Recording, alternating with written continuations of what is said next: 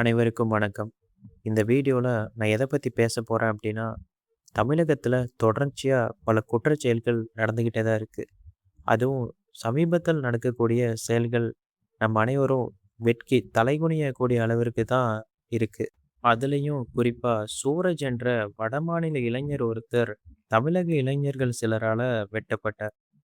இதைத் தொடர்ந்து கடந்த 26ஆம் தேதி பீகாரை சேர்ந்த ஒரு குடும்பம் கொல்லப்பட்டிருக்காங்க. கௌரவ் குமார் என்பவர் வேலைவாய்ப்புக்காக தன்னுடைய மனைவி மற்றும் 2 வயது குழந்தையோட தமிழகம் வரார். தமிழகம் வந்த பிறகு ஒரு சில மாதங்களா சென்னையில இருக்கிற ஒரு பாலிடெக்னிக் கல்லூரியில செக்யூரிட்டியா பணியாற்றுறாரு.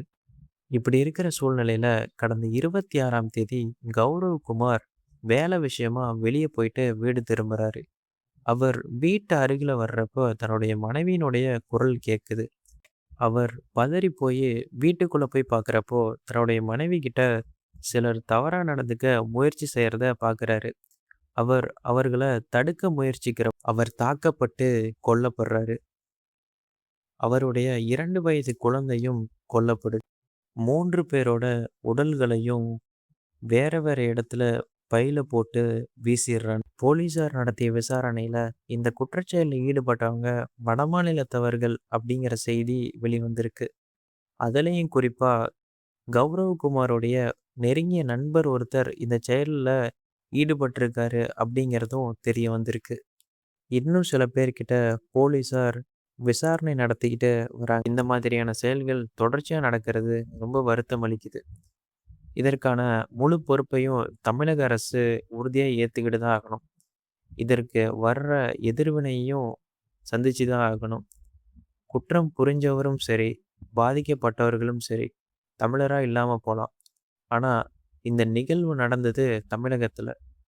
மீண்டும் தொடர்ச்சியா நடக்காம இருக்கணும் அப்படின்னா, இந்திய அரசாங்கம் ஒரு சில விஷயங்கள நடைமுறைக்கு கொண்டு வரணும். இதுல என்னுடைய தனிப்பட்ட கோரிக்கை என்ன அப்படின்னா, ஒரு மாநிலத்தவர் மற்ற மாநிலத்திற்கு நீண்ட நாள் வேலைக்காகவோ அல்லது குறுகிய நாள் வேலைக்காகவோ செல்ல வேண்டுமென்றால், அவர்களுக்கு வேலை உரிமை அட்டை, பாஸ் போன்றவை வழங்க வேண்டும். அந்த பாஸ் ஆதார் கார்டுடன் இணைத்திருக்க வேண்டும். ஒருவர் மற்ற மாநிலத்திற்கு வேலை செய்ய போக வேண்டுமென்றால், அவர் எந்த நிர்வாகத்தின் கீழ் வேலை செய்யப் போகிறார்?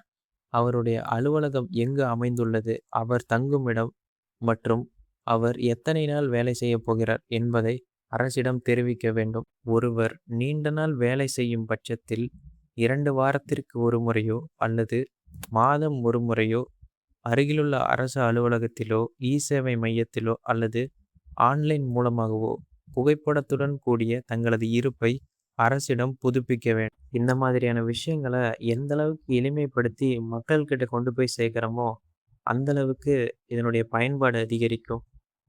அந்தந்த மாநிலங்களுக்கும் குற்றச்செயல்கள கண்டுபிடிக்கிறதுக்கு எளிமையா இருக்கும். என்னுடைய 2வது கோரிக்கை என்ன அப்படின்னா, பெண்களுக்கு எதிரான பாலியல் குற்றங்கள் நிரூபிக்கப்பட்ட குற்றவாளிகளுக்கு மரண தண்டனை விதிக்கணும்.